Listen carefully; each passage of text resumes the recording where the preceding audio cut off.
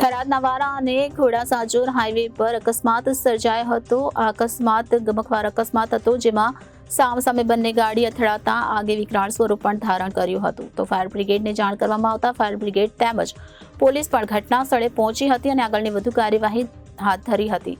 આ અકસ્માતમાં ટેન્કર અને ટ્રક વચ્ચે ગમખ્વાર અકસ્માત સર્જાયો હતો, જેમાં એકનું ઘટના સ્થળ પર મોત નીપજ્યું હતું.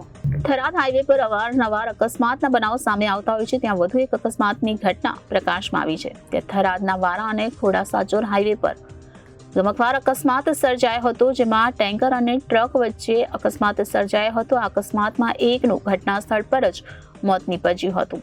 ભારે ધડાકો થતા ઘટના સ્થળે લોકોના ટોળા એકઠા થઈ ગયા હતા. તેમજ રાજસ્થાન સામેથી આવનાર ગાડી ચાલકે નશો કરીને આવતો હોવાની લોકમુખે ચર્ચા થઈ રહી છે. તો સામસામે બંને ગાડી ધડાકાભેર અથડાતા આગ પણ લાગી હતી. આ આગે વિકરાળ સ્વરૂપ ધારણ કર્યું હતું.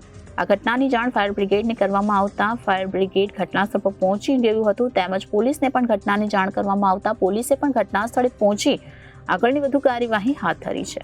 Bureau report Janadesh news, Tharad.